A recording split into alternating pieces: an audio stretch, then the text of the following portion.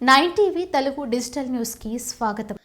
భారతదేశంలో హైదరాబాద్ను రెండో రాజధానిగా చేయాలని హైదరాబాద్ స్టేట్ పార్టీ రాష్ట్ర అధ్యక్షులు గుండు అంజయ్య నేతాజీ ఆకాంక్షించారు. హైదరాబాద్ సుందరయ్య విజ్ఞాన కేంద్రంలో ఏర్పాటు చేసిన పార్టీ ఆవిర్భావ సమావేశంలో వారు మాట్లాడుతూ, దేశంలోని ప్రజలందరూ హైదరాబాద్లో నివాసం ఉంటున్నారని అన్నారు. ప్రతి ఒక్క కులమతాలకు అతీతంగా ఉన్న ప్రాంతం కాబట్టి హైదరాబాద్ను రెండో రాజధానిగా ఏర్పాటు చేయాలని కేంద్ర ప్రభుత్వానికి విన్నవించారు. రాష్ట్రంలో నివసించే వారి ప్రతి ఒక్కరి కోరిక నెరవేరుతుందని తెలిపారు.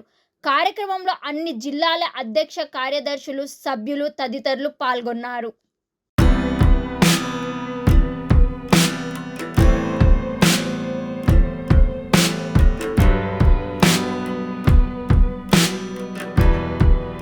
పేరు గుండు అంజయ్య నేతాజీ.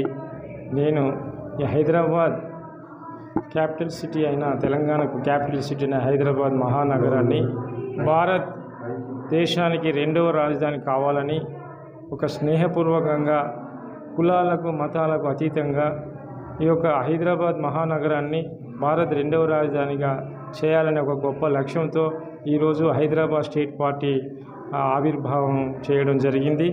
ఈ ఆవిర్భావము ఇక్కడ జీవిస్తున్న తెలుగు ప్రజలందరూ, రెండు రాష్ట్రాల తెలుగు ప్రజలతో పాటు హైదరాబాద్లో ఇతర రాష్ట్రాలకు చెందిన కూడా వివిధ భాషలు మాట్లాడే ప్రజలు ఉన్నారు. ఈ హైదరాబాద్ మహానగరంలో వాతావరణం సమతుల్యతతో పాటు అన్ని భాషలు, అన్ని కులాలు, అన్ని మతాలు ప్రజలు ఇక్కడ స్వేచ్ఛా స్వాతంత్రాలతో జీవిస్తున్నారు.